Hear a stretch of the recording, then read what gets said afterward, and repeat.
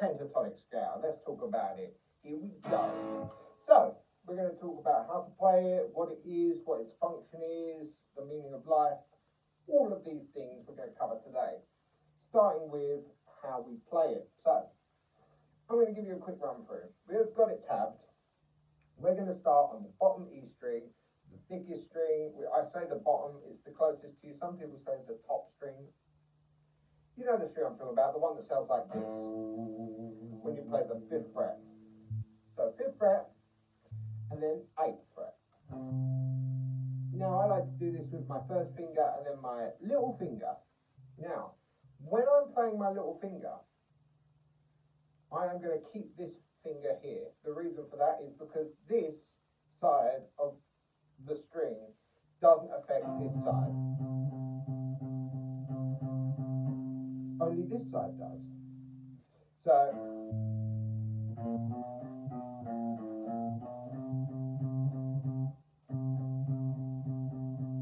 that's shortening the string. This counts. This is something separate, right? So we're going to go 5, 8. We're going to go 5, 7 on the next string up, the A string. We're going to go 5, 7 on the D string. We're going to go 5, 7 on the G string. And then we're going to go 5, 8 on the B string. And we're going to go 5, 8 on the E string. Now, the only string I will use my little finger for is the bottom string down here. The reason is my wrist is going to come out. It's the furthest away from me, so therefore we're going to have a bit of a stretch. The little finger is the easiest. We can use that finger, but it's just unnecessary. Every other string, because either the frets are closer, 5, 7, 5, 7, 5, 7, or we're higher up, I'll use the 3rd finger. Now the reason for that is the 3rd finger is stronger. But with regards to the B and the E string up the top, I'm playing 5, 8, 5, 8. It's the same stretch as this bottom string, but because we're higher up, I can position my hand differently. So here I've got quite a far out wrist, right? And up the top, I'm pointing my fingers towards the end of the neck this way. And I've got quite a close hand, you know, the thing going on. You know what I'm saying? Down here we're like this, up here we're like this.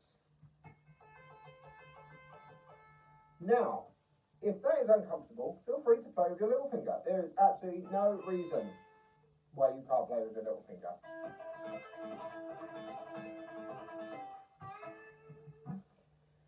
I don't tend to bend with the little finger, that's too difficult, but you know, you can always just move that 3rd finger up if you want. Anyway, I've gone off track.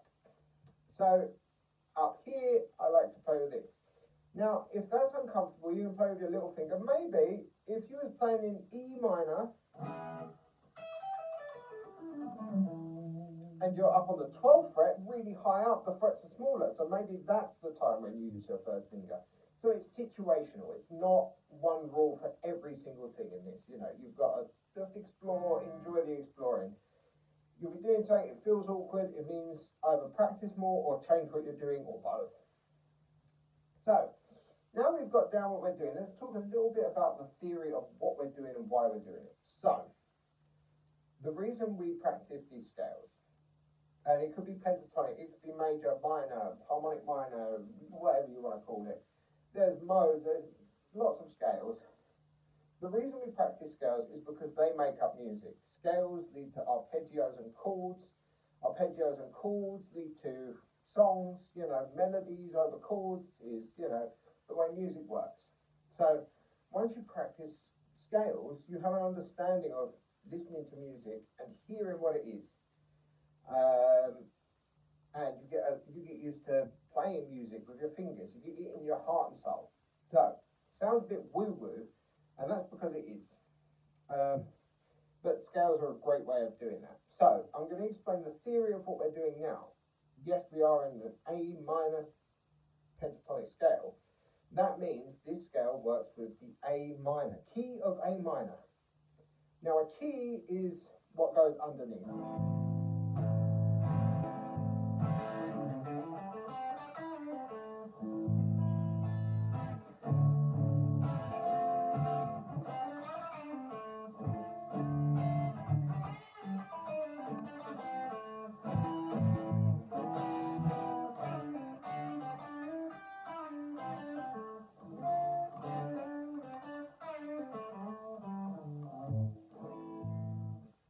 we're playing chords, we're playing this, we're playing that. It's excellent.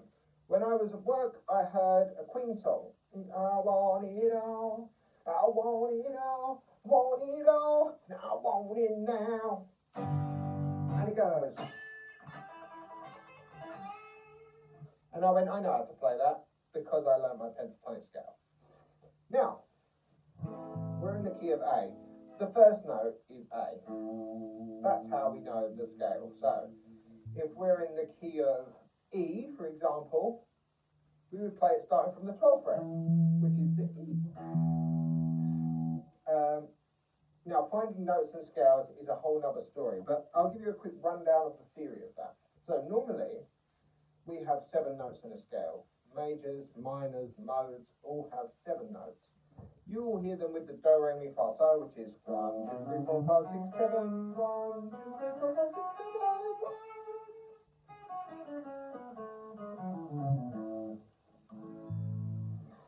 And every one of them notes has a number represented to it. So you would go 1, 2, 3, 4, 5, 6, 7, 1. An arpeggio is 1, 3, and 5. So you would go 1, 2, 3, 4, 5, 1, 3, 5, 1, 3, 5, 1, 3, 5.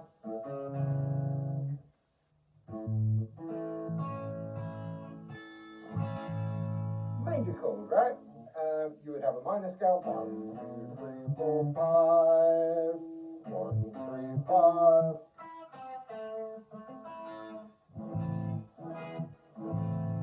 Ooh, minor, sad.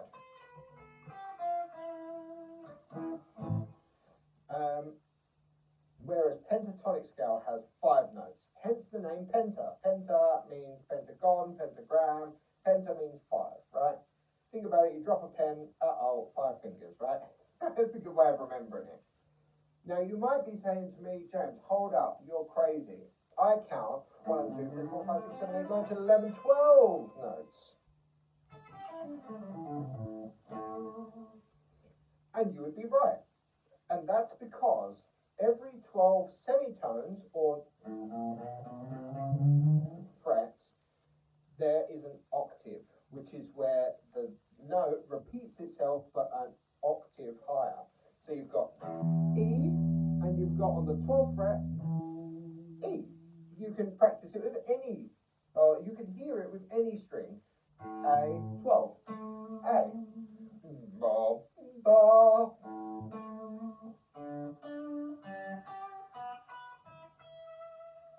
It's an octave up, so that's where the scale starts to repeat itself. So you can count 1, 2, 3, 4, 5, 1, 2, 3, 4, 5, 1. Right, and the 1 determines where we are, what key we're in, right?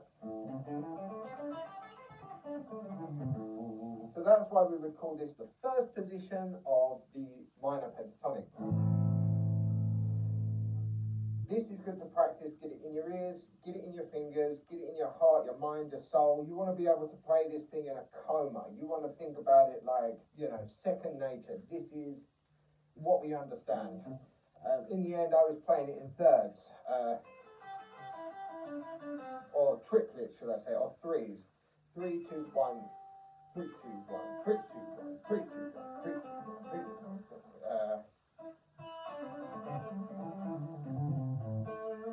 5, 1, 2, 3, 4, 5, 1, 2, 3, 4, 5, 1, 2, 3, 4, 5, 1, 2, 3, 4, 5. However you want to do it, you can play this up and down, you can go crazy with it. You're bending, you're tapping, you're going crazy. Now, in the end, we are going to learn that there are 5 different boxes, right? There's patterns. You've got one that starts on the 3rd fret. One that starts on the 5th fret, which is your first position. You've got one that starts on the 8th fret. What on earth? One that starts on the 10th fret.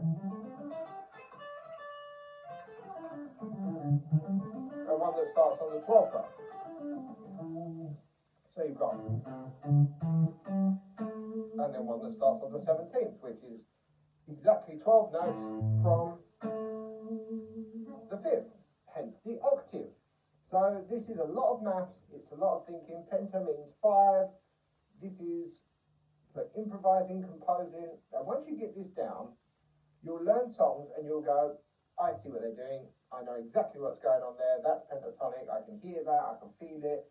I'm learning it. Hold on, I didn't know that's pentatonic. And that will lead to more questions. What's this note? Why is that not pentatonic? What is that thing there? He's going.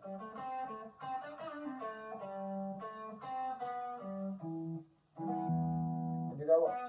That's not in the pentatonic. Or.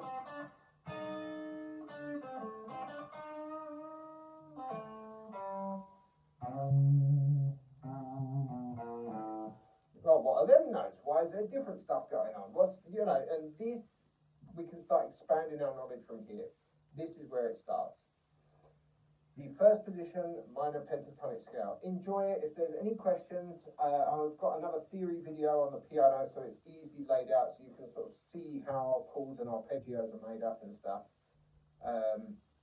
Because learning from the pentatonic has its advantages in terms of you can get in and play awesome stuff and learn to improvise and enjoy. But at the same time, its drawbacks is all the theory starts from minor and major, you know, which is the 7-note scales.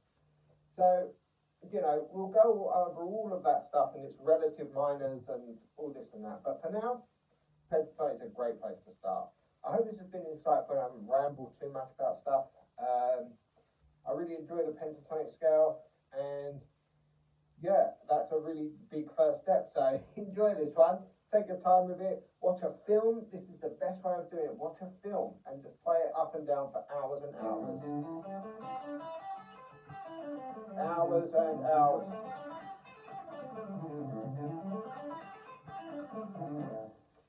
Until you've got it down and it's second nature. So yes, enjoy. And any questions, feel free to, you know, shoot over to me, you know, whatever.